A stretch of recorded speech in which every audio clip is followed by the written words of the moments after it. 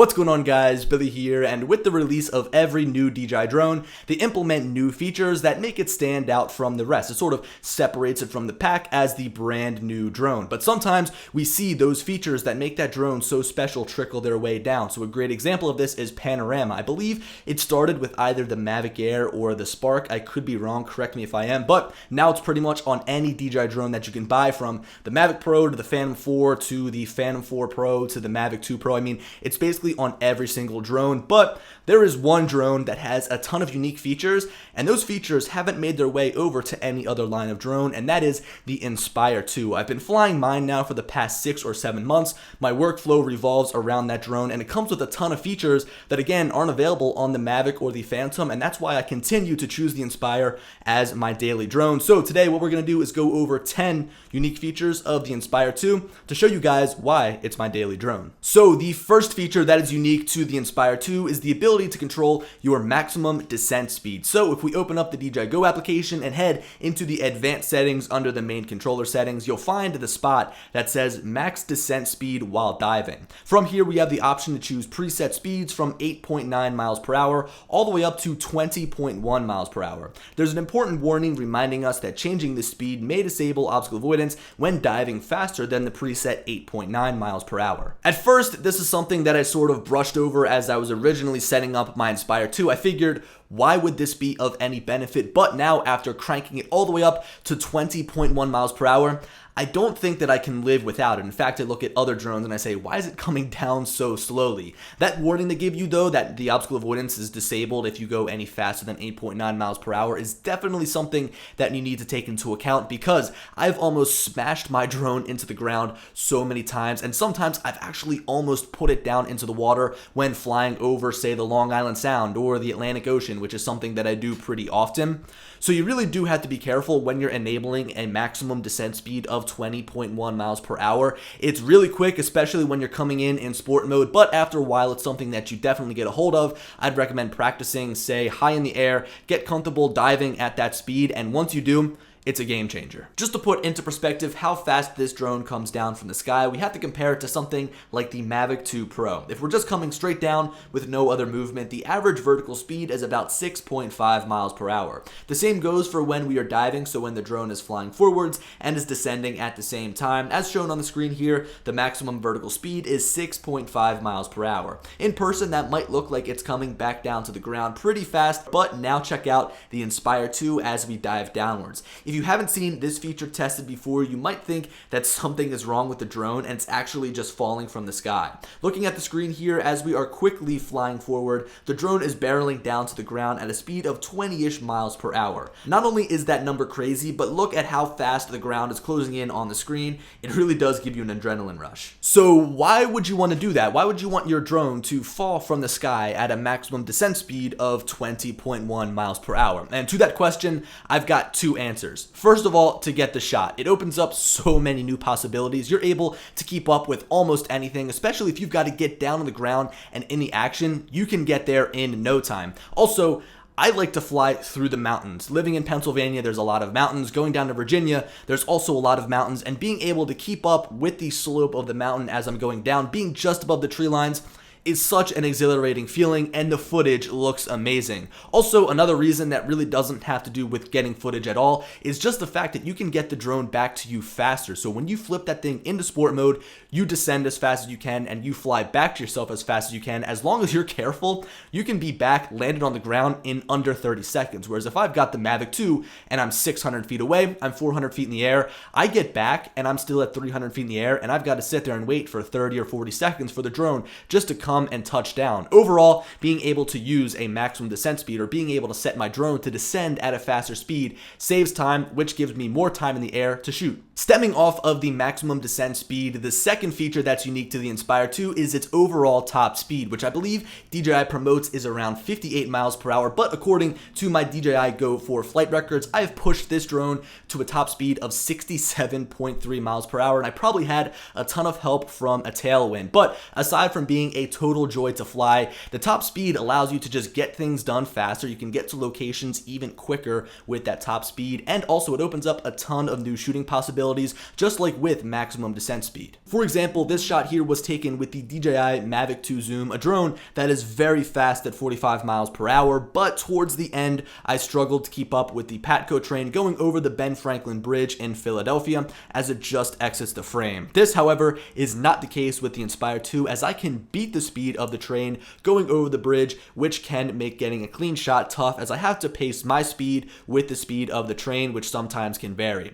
Sometimes it's hard to beat the desire of flying full throttle, and this is definitely one of those moments. Now here is another great example of keeping up with a fast moving SEPTA train going through Philadelphia. I was able to keep up with it no problem because of not only the speed but also the range. It operates over the Lightbridge 2 transmission system, meaning it isn't better than OcuSync 2.0, but it still gets the job done. If you've seen some of my recent vlogs, you'll know that I'm all about this fast-paced footage, and the only way I can do this properly is with the Inspire 2 and its maximum speed of 58 miles per hour, which I can seem to get going a little bit faster. I have seriously had so much fun flying this drone over the past 6 or 7 months that I've owned it. I mean, the performance and the speed alone justify the high price tag, but it's hard to illustrate just how fun it is to fly in this video. Like, it's hard to follow the drone moving through the sky with my camera. Like, you really can't tell how fast it is by just doing that, but hopefully you guys can take my word for it. Now, that top speed doesn't only help for getting these different shots, flying fast, following different objects.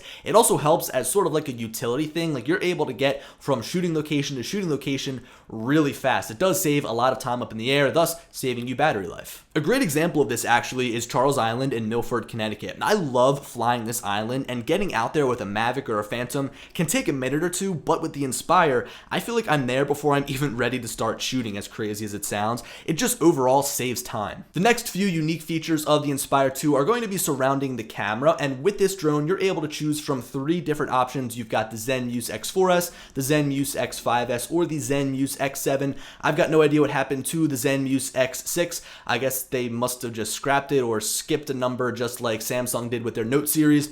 But with any of these cameras, you're able to pitch the gimbal upwards at an angle of 36 degrees, which, just like that top speed, opens up shooting possibilities that are just not possible with any other drone, unless you own like the Paradanafi. But I have been able to get such great shots like this, where I scale up the building as I begin looking up, and then slowly rise over the top as I pitch the gimbal down, and it just looks so badass. Like, it looks like something you usually wouldn't see. It's unique shots like this that just really stand out. Just as another example, you can start low looking up to give the illusion that your camera is maybe on a slider, on the ground, it's like on rails, and then you can rise up and use the drone to its full potential, totally blowing away the audience's expectations. This is something that I've really been experimenting with recently, and it's kind of opened up a whole new set of possibilities, I guess, just as I said, for the Inspire 2. The greatest thing about shooting shots like this with the Inspire 2 is the fact that the propellers never get in the shot. The legs rise up and over the body, and they are totally out of the way. This is great because I never have to deal with the propellers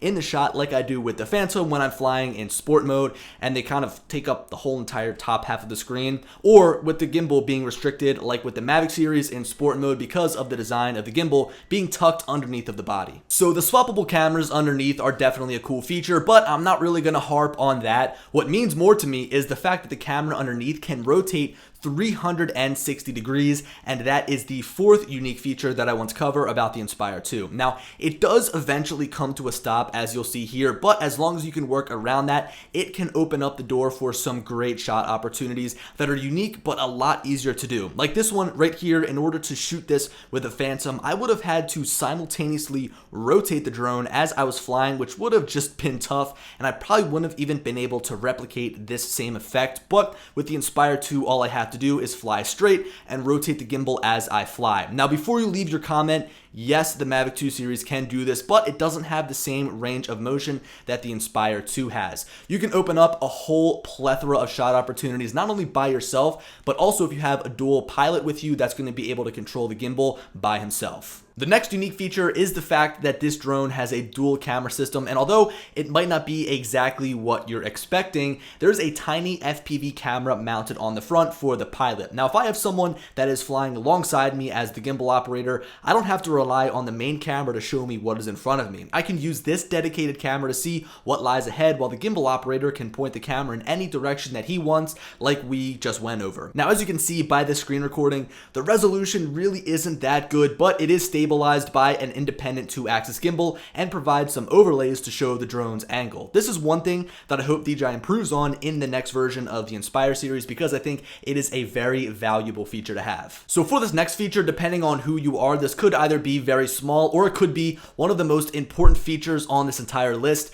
Within the camera settings, you are able to add an aspect ratio overlay. So while with certain cameras you can't shoot natively in this resolution, you can add an overlay to properly frame any shooting that you're doing so the end product looks flawless and it is perfectly cropped up. For the 7th unique feature of the DJI Inspire 2, we're going to make a quick stop in the intelligent flight modes menu to take a look at Spotlight Pro, which takes advantage of that 360 free moving gimbal underneath of the drone, as well as an altered version of Active Track. So with this, you can lock onto a subject and have the camera keep that in frame while you, as the pilot, just focus on flying. You can use this in a lot of different ways, and it's a breeze to set up. You can create a box around the subject like you would with Active Track, and then just fly. It's great for run and gun shooting and is easily the most helpful intelligent flight mode, except for maybe tripod mode. Another small yet very helpful and unique feature of the Inspire 2 is the different mobile device charging methods. So within the remote controller settings, we have the option to charge our mobile device never,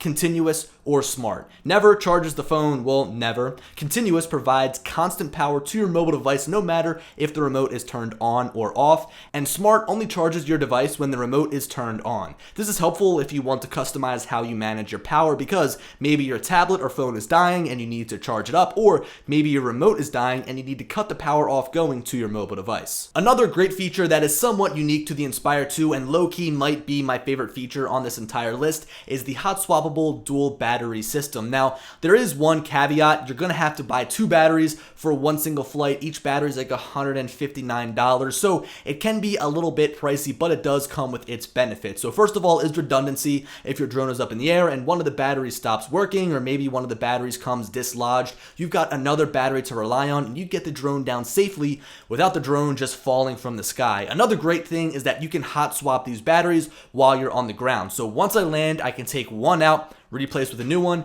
take the other one out, replace that one with a new one, and then be on my way. I don't have to turn off the drone and then return it back on once I replace that battery and wait for everything to recalibrate. I can just swap the batteries and be back on my way in less than 10 seconds. Now, I have a hard time calling the last thing I'm going to talk about a feature, but I figured I'd throw it in here because it is pretty damn cool. The Inspire 2 has a ton of accessories. I'm not talking about just the standard propeller guards, cases, ND filters, things like that. It has a ton of unique features that DJI only makes for the Inspire 2. Now, I don't have the time to go over each and every single one of them in depth here in this video, nor do I have the money to purchase all of these different accessories, but I have some of them written down. We've got things like charging stations, we've got things like grips in order to use the actual drone on the ground, we've got things like follow focus options, I think I said big charging stations, we have different high altitude props, we've got SSDs, GPS modules. I mean, I know people love to accessorize with their drone, and the Inspire 2 is like the ultimate